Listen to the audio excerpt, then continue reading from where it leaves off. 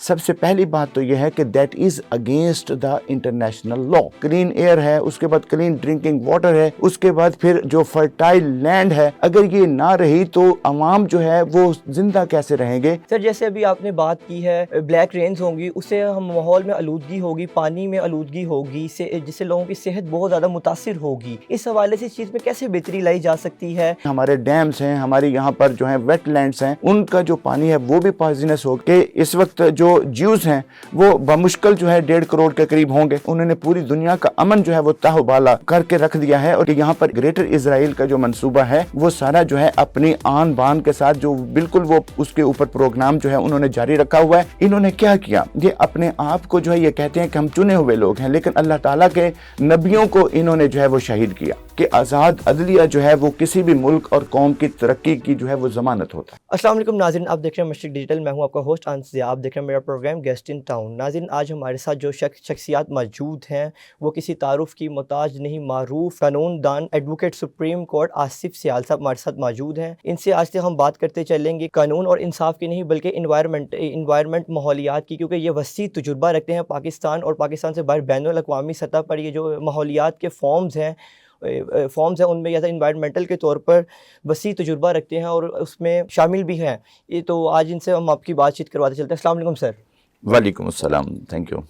سر کیسے ہیں, ٹھیک ٹھاک ہیں آپ, خیریت سے ہیں؟ الحمدللہ. سر یہاں سے ہم آپ سے بات کرتے ہیں مڈل ایسٹ میں جو جنگی حالات پیدا ہو چکے ہیں, ہمارے دوست ملک افغانستان, ایران اور امریکہ کی جو جنگ چل رہی ہے, اس سے ماحولیات پر کیا افیکٹ پڑ رہا ہے؟ ہزاروں ٹن میں گولہ بارود کا استعمال کیا جا رہا ہے, اس سے انوائرمنٹ پہ کیا اثرات آ رہے ہیں؟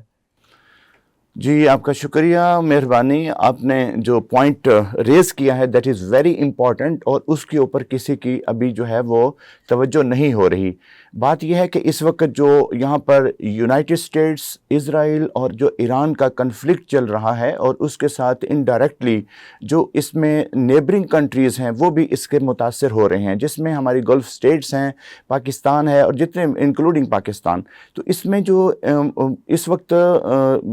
وقت اوفینس ہے, اوفینس یہ ہو رہا ہے, یہ اوفینس اگینسٹ ہیومینٹی ہے, کیونکہ جتنا گولہ بارود اور جتنا جو ہے یہاں پر ویپنز اور جتنا یہاں پر جو ہے وہ ایک ایمونیشن کا استعمال کر رہے ہیں, سب سے پہلی بات تو یہ ہے کہ that is against the international law, اور that is against the international conventions, international protocols. اور اس کے اوپر جو ہے یہاں پر ہمارا جو اسٹاک ہوم ڈکلیریشن اور اسٹاک ہوم کنونشن 1972, اس کے بعد 1992 کا ریو ڈکلیریشن, اور اس کے بعد پھر جو ہے وہ ہمارا کیوٹو پروٹوکول, اور اس کے بعد پھر 2015 کا جو پیرس ایگریمنٹ ہے, جس کے اوپر جو ہے سب کنٹریز نے ایگری کیا کہ وہ 2030 تک 1.5 ڈگری سیلسیس جو ٹیمپریچر ہے اس سے 2 ڈگری سیلسیس تک کم کرنے کی کوشش کریں گے. لیکن کیا ایفیکٹ ہے اس جو یہ کانفرنس آف پارٹیز ہوتی ہیں, کاپس ہوتی ہیں, ان کا کیا فائدہ؟ کلین ایئر ہے, اس کے بعد کلین ڈرنکنگ واٹر ہے, اس کے بعد پھر جو فرٹائل لینڈ ہے, اگر یہ نہ رہی تو عوام جو ہے وہ زندہ کیسے رہیں گے؟ جو آئل ہے, آئل ٹینکرز اور آئل جو ریفائنریز ہیں, ان کا جب برسٹ ہوتی ہیں تو اس کے اوپر جو ان سے ایمیشنز کا اخراج ہوتا ہے, تو یہ جو ہے یہ جو ہماری فضا ہے اس کو انہوں نے جو ہے وہ پوائزنس کر دیا ہے. اور اس کے اوپر اب یہ ہے کہ اس چیز کا بہت زیادہ خطرہ ہے کہ ہمارے یہاں پر بلیک رینز ہوں گی, اور اس کے بعد ایسیڈڈ رینز جو ہیں یہ ہو رہی ہیں. اور ابھی آپ یہ دیکھیں کہ ابھی مارچ ہے, مارچ کی 27 ہے, لیکن اب ٹیمپریچر کتنا ہے یہاں پر, تو یہ جو کلائمیٹ چینج ہے آگے مزید ورسٹ ہوگا, اور اس کے اوپر ان ایکسپیکٹڈ یہاں پر جو ہے وہ کلائمیٹ چینج کے ایفیکٹس جو ہیں, ایڈورس ایفیکٹس وہ جو ہے یہاں پر رپٹ ہوں گے, جس کے لحاظ سے عام طور پر جو لائف ہے, جس میں ہماری انسانوں کی لائف ہے, اس کے ساتھ جو اینیملز کی لائف ہے, اور اس کے ساتھ پھر آگے جو ہماری فوڈ سیکورٹی ہے اس میں بہت زیادہ اضافہ ہوگا. سر جیسے ابھی آپ نے بات کی ہے بلیک رینز ہوں گی, اس سے ہم ماحول میں آلودگی ہوگی, پانی میں آلودگی ہوگی, جس سے لوگوں کی صحت بہت زیادہ متاثر ہوگی. اس حوالے سے اس چیز میں کیسے بہتری لائی جا سکتی ہے, اور اس سے پاکستان کی انسانی آبادی کتنے فیصد تک متاثر ہوگی؟ جی اس میں یہ ہے کہ جب رین ہوتی ہے نا تو اس کے اوپر اس کے سامنے کوئی جو ہے آبسٹیکل نہیں ہوتا کہ چونکہ اس میں جو کیمیکل ریئیکشن کے ساتھ جو ایسڈ پیدا ہوگا اس ایسڈ سے جو بھی جس کے اوپر بھی وہ رین ہوگی اس میں ہماری جو یہاں سکن کی پرابلمز ہیں بیماریاں ہیں وہ ارپٹ ہوں گی. اور اس کے بعد جو ہمارے پانی کے یہاں پر جو ذخائر ہیں جس میں ہمارے ڈیمز ہیں ہماری یہاں پر جو ہیں ویٹ لینڈز ہیں ان کا جو پانی ہے وہ بھی پوائزنس ہوگا جس سے جو جانور ہیں ان کو پینے والا پانی نہیں ملے گا. اس چیز کے حوالے سے انٹرنیشنل لاء کیا کہتا ہے؟ جی انٹرنیشنل لاء یہ کہتا ہے کہ آپ جو ہے وہ جو ہوا ہے اس کو آلودہ نہیں کر سکتے اور اس کے بعد جو واٹر ہے اس کو آپ آلودہ نہیں کر سکتے, اس کو جو ہے آپ پولوٹ نہیں کر سکتے, زمین جو ہے اس کو آپ پوائزنس نہیں کر سکتے کیونکہ اس کے ساتھ جو نسل انسانی ہے اس کی بقا جو ہے وہ اس کے ساتھ جو ہے وہ مضمر ہے. سر جیسے آپ نے بات کی جنگ بند کر دینی چاہیے, جو یہ جنگ ہے امریکہ اسرائیل اور ایران کے درمیان جو چل رہی ہے کیا یہ مذہبی بنیادوں پر لڑی جا رہی ہے؟ دیکھیں بات یہ ہے کہ اس وقت لوگ جو ہے نا وہ اس کو جو ہے وہ بہت زیادہ جو ہے ڈیپ اس کو جو ہے اسٹڈی نہیں کرتے. آپ کو یاد ہے کہ یہ جو اس وقت جو جنگ ہے بیسیکلی یہ اسرائیل جو ہے اسرائیل کی پراکسی وار ہے جو کہ یو ایس سے جو ہے اس کے ساتھ اس کو سپورٹ کرتے ہوئے لڑ رہا ہے. اور اسرائیل جو ہے اس نے ایک پورا اپنا پلان اور ایجنڈا جو ہے وہ دیا ہوا ہے جس میں ایلیمنیٹیز جو ہیں ان کا ایک جو ہے وہ ایک پورا پلان ہے. اس کے ساتھ جو فری میسنز ہیں ان کا آج سے نہیں 1800 سم تھنگ سے جو ہے ان کا یہ پلان ہے. اور ایک وقت تھا کہ جب آٹومن امپائر کا ایک سلطان جو تھا وہ بھی اس کا ممبر تھا, بہت سی دنیا اس کی ممبر ہے, جس کے لحاظ سے یہ ہے کہ جتنے بھی ریسورسز ہیں اکنامک ریسورسز ہیں دنیا کے ان کے اوپر اپنا جو ہے وہ تصرف کیا جائے, اپنے اختیار میں اس کو لیا جائے اور اس کے اوپر جو دنیا ہے دنیا کے اوپر غلبہ کیا جائے. اور اس وقت جو صورتحال ہے جو سب سے زیادہ اس وقت ضرورت ہے ہمیں بحیثیت مسلمان دیکھنے کے لیے کہ اس وقت جو جیوز ہیں وہ بمشکل جو ہے 1.5 کروڑ کے قریب ہوں گے, لیکن اس کے اوپر یہ ہے کہ پوری دنیا میں انہوں نے پوری دنیا کا امن جو ہے وہ تہو بالا کر کے رکھ دیا ہے کہ یہاں پر اسرائیل کا جو ہے گریٹر اسرائیل کا جو منصوبہ ہے وہ سارا جو ہے اپنی آن بان کے ساتھ جو بالکل وہ اس کے اوپر پروگرام جو ہے انہوں نے جاری رکھا ہوا ہے. جی بالکل ناظرین, وقت ہوا ایک چھوٹے سے بریک کا, بریک کے بعد آتے ہیں اور سر سے باتیں کرتے ہیں. کیا آپ بھی ان ہزاروں لوگوں میں شامل ہیں جو بہتر مستقبل کی تلاش میں ہیں لیکن پریشان ہیں کہ کون سا ہے درست راستہ, کس کا انتخاب کیا جائے؟ کیا آپ بیرون ملک تعلیم حاصل کرنا چاہتے ہیں یا بزنس امیگریشن کا خواب دیکھتے ہیں, پرماننٹ سیٹلمنٹ سوچ رہے ہیں یا وزٹ ویزا اپلائی کرنا چاہتے ہیں لیکن پریشان ہیں کہ اعتماد کس پر کریں کیونکہ ہر طرف ہے غلط معلومات اور کچھ پتا نہیں کہ کون ہے آپ کے مستقبل کے ساتھ ایماندار؟ اسی کنفیوژن, بے یقینی اور اندھیرے کو ختم کرنے کے لیے مشرق ڈیجیٹل لا رہا ہے آپ کے لیے ایک منفرد پروگرام جس کا نام ہے میرا مستقبل. ناظرین, یہ کوئی عام پروگرام نہیں بلکہ ایک پلیٹ فارم ہے رہنمائی کا اور بنے گا اعتماد کی پہچان. یہ ہوگا آپ کے مستقبل کی طرف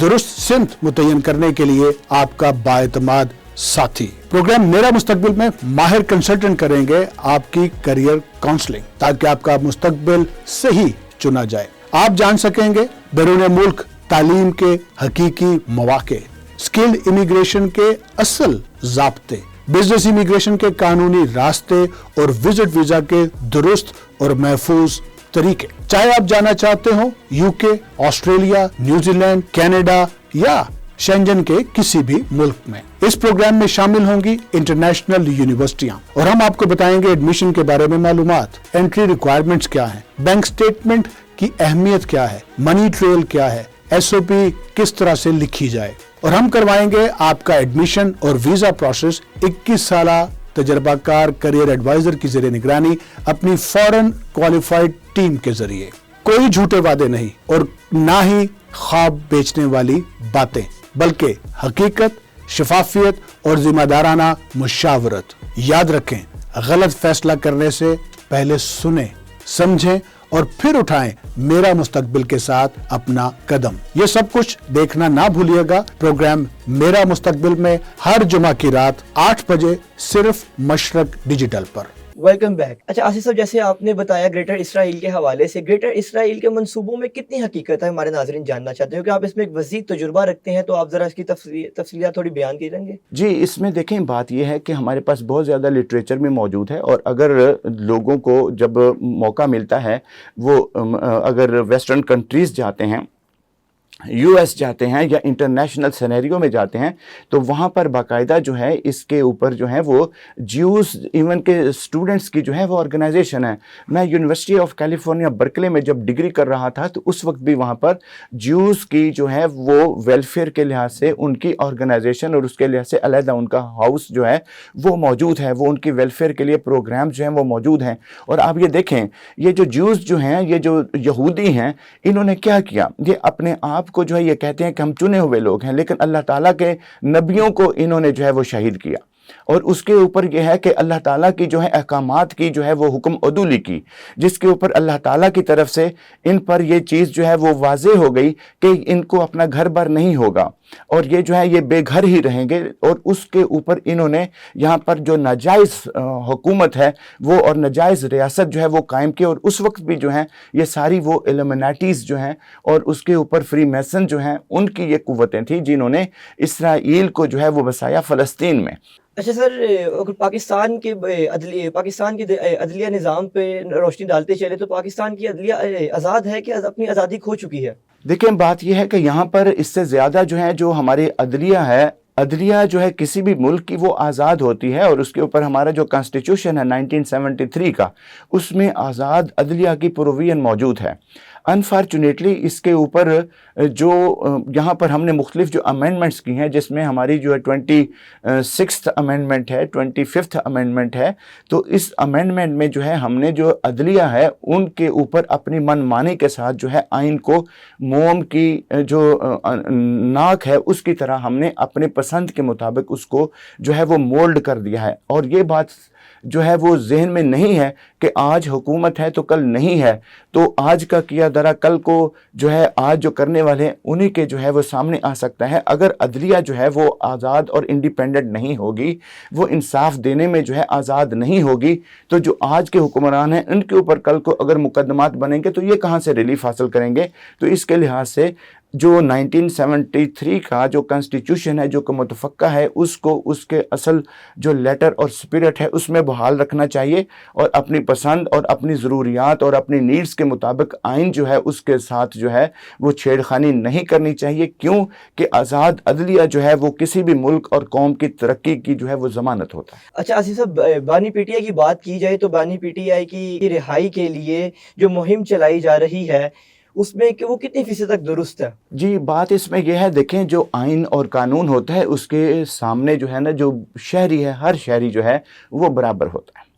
और उसके ऊपर बात यह है कि यहाँ पर जो एक प्रोसेस ऑफ लॉ है, जब रिप्रेजेंटेटिव्स हैं तो रिप्रेजेंटेटिव्स ने जब कानून बनाया है इरिस्पेक्टिव ऑफ दैट कि उनकी रिप्रेजेंटेशन जो है उसकी लेजिटिमेसी क्या है, लेकिन इस वक्त जो गवर्नमेंट है, गवर्नमेंट के साथ जो एक इस वक्त हमारे पास एक जो है वो अदलिया का और जो भी इस वक्त जो है वो मेकनिज़म मौजूद है, जो भी उसका जो है यहाँ पर एक वजूद मौजूद है, जो भी एक सिस्टम मौजूद है, उसके मुताबिक कोशिश इस चीज़ की करनी चाहिए कि यहाँ पर जो कानून और आइन है उसके ऊपर जिसका रिलीफ बनता है उसको किया जाए। अगर किसी ने कोई जुर्म किया है तो उस जुर्म की उसको सज़ा मिलनी चाहिए, लेकिन ये है कि किसी के ऊपर जो है नाजायज़ और सियासी जो है वो मुकदमात ना पहले जायज़ थे ना अब जायज़ हैं। यहाँ पर ज़रूरत इस चीज़ की है कि यहाँ पर इमरान खान साहब हों, उसके बाद यह है कि मियाँ नवाज शरीफ साहब हों, आसिफ अली जरदारी साहब हों, मौलाना फजल रहमान साहब हों, उसके अलावा और जितनी भी जो पॉलिटिकल पार्टीज़ हैं, किसी भी जो पॉलिटिकल पार्टी का जो हेड है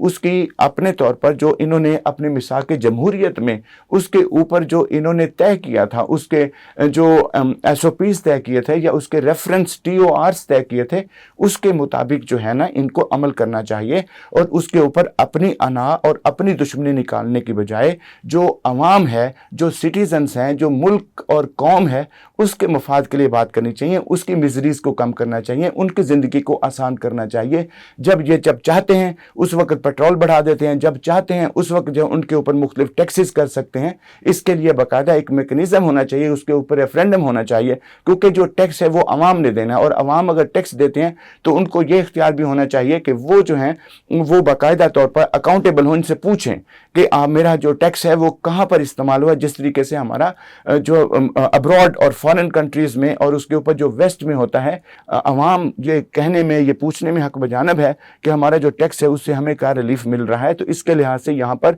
ये जो है ये एक सर्विस है, और मेरे ख्याल के मुताबिक इसमें जो है एज लिमिट भी होनी चाहिए, और उसके ऊपर इसमें क्वालिफिकेशन भी होनी चाहिए। जिन्होंने कानून बनाना है उनको जो है वो मालूम भी होना चाहिए, क्योंकि जो है कि नॉलेज को, इल्म को समझने के लिए बंदे का साहिब इल्म होना ज़रूरी है, और जो कानून बनाते हैं उनको भी पहले जो है वो कानून का इल्म होना चाहिए, और उसके ऊपर जो है ये चीज़ें जो है ये बड़ी ज़रूरी हैं। और आगे जो 28th अमेंडमेंट की बात आ रही है उसमें हमारा आर्टिकल 140A है, जो कि एक कंसेप्ट देता है कि जो इख्तियारात हैं उनकी जो है निचली सतह तक जो है उसकी तरसील ज़रूरी है, और उसके ऊपर जो है बाकायदा एक कॉन्सेप्ट दिया हुआ है, और कि आप एक जो है कि जो हुकूमतें हैं वो सूबाई हुकूमतों के साथ, फेडरल हुकूमत जो है सूबाई हुकूमतों के साथ जो है एक ऐसा मेकनिज़म डेवलप करें कि वो जो है वहाँ पर इलेक्ट करते हुए इलेक्शन के ज़रिए जो है बल्दियाती जो है इदारे कायम करें, और उनको जो है माली, सियासी और उसके बाद इंतज़ामी जो है वो इख्तियारात दिए जाएं, ताकि निचली सतह पर इख्तियारात हों,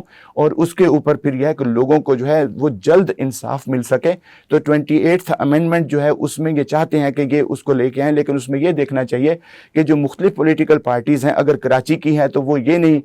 या सराइकी है या कोई हज़ारा है तो ये ना कहें कि जी ठीक है हमें एक टुकड़ा मिल जाएगा, हम अपना जो है वहाँ पर सूबा बना के, अपना गवर्नर बना के हम कहेंगे जी हम चुमा दीगर नेस। ये बात नहीं होनी चाहिए, मुल्क के मुताबिक जो है बात होनी चाहिए। और होना तो ये चाहिए था कि 26वीं और 27वीं तरमीम में इसको शामिल करना चाहिए था, और ये जो है आइन के ऊपर अमल नहीं हो रहा, जो कि एक क्रिमिनल नेग्लिजेंस है पॉलिटिशियंस की। इसके लिहाज से सेल्फ अकाउंटेबिलिटी करते हुए इनको जो है जिस चीज़ का हल्फ लिया है उसकी पासदारी करनी चाहिए। अच्छा आसिफ साहब, मेरा आपसे सवाल है, मुल्क के ये जो अदालती निज़ाम से आप सेटिस्फाइड हैं? ये जो कुछ दिन कबल अदालत में वाक़या हुआ, इसके हवाले से आप क्या कहना चाहेंगे? इसको अदालतों के, क्योंकि अदालतें ऐसी जगह हैं जहाँ लोगों को इंसाफ मुयस्सर किया जाता है, अगर वहीं की सिक्योरिटी इतनी नाअहल है तो ये अदालती निज़ाम में कैसे बेहतरी लाई जा सकती है? जी देखें, इसमें जो इम्पॉर्टेंट चीज़ है वो ये है कि इसमें जो है ना हुकूमत को सबसे ज़्यादा, ज़ाहिर है कि जो हुकूमत है, हुकूमत की रिस्पॉन्सिबिलिटी और ज़िम्मेदारी है, और उसके साथ जो हमारी बाहर एसोसिएशंस हैं वो तो बेचारी कोशिश करती हैं, और उसके साथ जो अदलिया है वो भी कोशिश करती है। अब अदलिया में जो जजेस हैं वो पब्लिक सर्वेंट हैं, वो अवाम के टैक्स से उनको बाकायदा मुराआत और उनको तनख्वाह दी जाती है। और होना ये चाहिए कि जिस तरह हज़रत उमर रज़ी अल्लाह ताला अन्हु के ज़माने में जो है वो जो काजी है उसके ऊपर ये है कि वो बिल्कुल उसको इजाज़त नहीं थी कि अगर खलीफा आया तो वो उठ करे या उसके साथ जो है वो उसको जो है स्पेशल ट्रीटमेंट दे। इसी के लिहाज से यहाँ पर ये चीज़ बहुत ज़्यादा देखने वाली बात है कि यहाँ पर जो है अदालतों से इंसाफ नहीं मिल रहा, जिसके तौर पर उसका जो तबाहकुन असरात हैं वो ये हैं कि जब लोगों को यकीन न हो कि हमें अदालत से इंसाफ मिलेगा तो वो खुद जो है फिर क्या करेंगे, कानून को हाथ में लेकर कानून को बुलडोज करेंगे। और वो जो हादसा हुआ या इससे पहले भी हादसे हुए हैं वो इसी वजह से हो रहे हैं। तो इसके ऊपर इंपॉर्टेंट चीज़ यह है कि सिक्योरिटी, पुलिस कितनी सिक्योरिटी दे सकती है। इसका जो इस वक्त हल है वो हल ये है कि जो अदलिया है, अदलिया में रिफॉर्म्स किए जाएँ, और जो जजेस हैं उनको यहाँ पर जो है ना वो अल्लाह ताला के नायब की हैसियत से बैठे हैं, उनको खौफ खुदा के तहत जो है अपने आप को पब्लिक सर्वेंट के स्पिरिट के मुताबिक जो है वो फैसले करने चाहिए। और क्योंकि क़यामत वाले दिन जो है सबसे बुरी हालत में जो है वो मुनसफ होंगे। तो इसके लिहाज से बात यह है उनको जो मुराद जो है बहुत ज़्यादा दे दी, और उसके ऊपर यह है कि अब उनको कोई ऐसी फ़िक्र नहीं होती, रिज़्क़ हलाल जो है उनको अल्हम्दुलिल्लाह मुयस्सर है। तो हर आदमी, कोई भी नहीं चाहता कि वो अपना ईमान जो है उसका सौदा करे। तो मैं बिल्कुल पॉजिटिविस्टिक एंड ऑप्टिमिस्टिक अप्रोच के साथ अदालतें जो हैं वो बिल्कुल अपना काम कर रही हैं, और अगर उनको किसी चीज़ की ज़रूरत है, उनको फैसिलिटीज़ की ज़रूरत है, और उसके ऊपर इनके रिफ्रेशर, जजेस के रिफ्रेशर कोर्सेज़ भी होने चाहिए, और उसके बाद इनको जो है कानून का जो है वो जो नई जो है रिफ्रेशर कोर्सेज होके उसके बाद इखलाकियात होनी चाहिए, और फिर उसके बाद इंसानियत के लिहाज से, इंसानी हमदर्दी के लिहाज से जिसका जो रिलीफ मिलता है उसको बगैर जो है वो मांगे देना चाहिए। क्यों कि ये जो है ये इंसाफ जो है ये बेसिकली जो है किसी भी कौम और मुल्क जो है उसकी बका का ज़ामिन है। तो मेरे ख्याल के मुताबिक अब यही है, मैं गुजारिश भी यही करूँगा कि गवर्नमेंट को चाहिए कि वो बाकायदा अदलिया के साथ, बार एसोसिएशन के साथ, बार काउंसिल के साथ जो है وہ بیٹھ کر ایک میکانزم جو ہے وہ ایک ڈیولپ کریں جس میں جو ہے وہ نئے جو کوالیفائڈ لوگ ہیں اور ان لوگوں کو جو ہے وہ سیاسی بنیادوں کی بجائے جو ہے کوالیفیکیشن کے طور پر اور ان کی جو استعداد ذہنی، عقلی، فکری اور شعوری اور علمی جو ہے استعداد کے تحت ان کو جو ہے باقاعدہ طور پر جج تعینات کیے جائیں اور ان میں خوف خدا بھی ہونا چاہیے. یہاں سیاسی پسند اور ناپسند نہیں ہونی چاہیے. اسی طریقے سے ہماری جو بار ایسوسیشنز ہیں اس میں بھی جو پولیٹیکل پارٹیز ہیں ان کا اثر کم سے کم ہونا چاہیے کیونکہ یہ اس کا حسن ہے. اور اگر بار ایسوسیشنز، بار کونسلز اور عدلیہ اکٹھے ہوں اور گورنمنٹ جو ہے ان کے ساتھ تعاون کرے تو پھر یہ جو سیکیورٹی کے مسئلے جو ہیں وہ نہیں ہو سکتے. لوگوں کا اعتماد ہوگا کہ ہمیں عدالتوں سے انصاف مل رہا ہے تو اس کے اوپر جو ہے کوئی بھی جو ہے وہ کوشش جو ہے آسانی کے ساتھ نہیں کرے گا، قانون کو اپنے ہاتھ میں لے گا. جی بہت شکریہ. ناظرین یہاں وقت ہوا چلا ہے پروگرام کے اختتام کا. اس طرح ہی ہم آپ کو اپنے اچھے گیسٹ سے ملواتے رہیں گے. تب تک کے لیے اللہ تعالیٰ آپ کو حامی و ناصر ہو. اللہ حافظ.